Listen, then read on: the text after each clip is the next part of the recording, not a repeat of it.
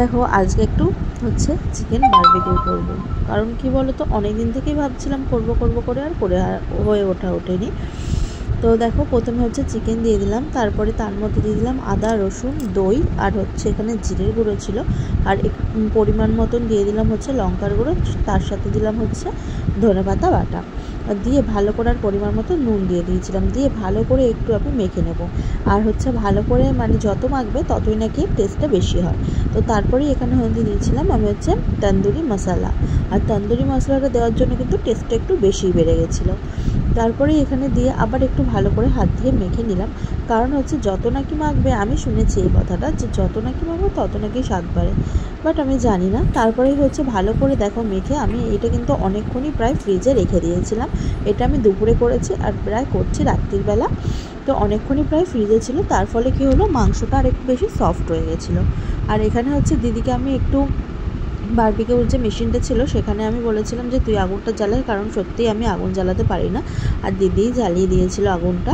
তারপরে হচ্ছে এখানে দেখো শিকের মধ্যে আমি হচ্ছে সবকটা হচ্ছে গেঁথে নিয়েছিলাম, যেহেতু আমাদের শিক কাবাবই বানানো হবে সেই কারণে, আর হচ্ছে সবকটাই গেঁথে নিয়েছিলাম। আর চিকেনগুলো একটু ছোটো ছোটো করেও দিতে পারো, আমরা একদম ছোটো করি না, আমাদেরকে দোকান থেকে যেই পিস দিয়েছিল ওই পিসই আমরা সব করে নিয়েছি, আর আমরা কিন্তু হাড় থেকে সলিড মাংস থেকে সব কিছুই দিয়েছি। তারপরে হচ্ছে এখানে দিদি বললো বোন আগুনটা জ্বলে গেছে চলে আয়, তারপরে এখানে আগুন জ্বলে গেছে যে সেই আমি হচ্ছে শিক কাবাবগুলো নিয়ে চলে গেলাম, আর কয়েকটা শিক কাবাবও করেছিলাম আর কয়েকটা এমনিও করেছিলাম। তো খেতে কিন্তু অসাধারণ হয়েছিল, আর দিদি কিন্তু ওখানে দাঁড়িয়ে কন্টিনিউয়াসলি হাওয়া করে যাচ্ছিল, কারণ কি বলো তো হাওয়া না করলে ভালো জ্বলছিল। আর আমাদের প্ল্যান ছিল যে আমরা ছাদে যাব, বাট ছাদে যেহেতু বৃষ্টি পড়ছিল ওর জন্য আমাদের ঘরের সামনেটাই ফাঁকা জায়গা ছিল, সেখানেই করে নিলাম। আর হচ্ছে একটু বাটার মাখিয়ে নিলাম, কারণ বাটারটা মাখালে বেশি পুড়বে না সেই কারণে। তারপর হচ্ছে একটু বাটার মাখিয়ে নিলাম। আর দেখো এখানে আমি কিন্তু আরেকটা স্টিকের মধ্যে কয়েক টুকরো আলুও দিয়ে দিয়েছি, একটু জায়গা ছিল বলে। তো আলুগুলো সিদ্ধ হতে একটু দেরি হচ্ছিলো, চিকেনগুলো কিন্তু অলমোস্ট হয়ে গেছিলো। আর এখানে দেখো হচ্ছে যে চিকেনগুলো ছিল এগুলোও হয়ে গেছে বলে আমি সব কটাই একসাথেই তুলে নিচ্ছি। এর আগে জানো তো একবার করেছিলাম, কিন্তু বাট সেইবার আর ভালো মতন হয়নি, ওর জন্য এইবার না খুব ভয় পাচ্ছিলাম যে হবে কি না, কিন্তু এইবার সত্যিই খুব সুন্দর হয়েছে। কিন্তু আমরা প্ল্যান করেছি যে একদিন আমরা ছাদে যাবই। তারপরে যেই হয়ে গেছে আমি হচ্ছে একটা থেকে খুলে নিয়ে হচ্ছে একটু সার্ভ করে নিলাম, তার সাথে দিলাম একটু কাসুন্দি আর একটু পেঁয়াজ। আর দোকানে বলো তো এই 3 পিসের দামই কত নিয়ে নিত, তাই না? ওর জন্য দোকানে আর যাওয়ার কোনো বায়নাই নেই, চলো এবার ঘরেই তৈরি করব, ঘরেই খাবো।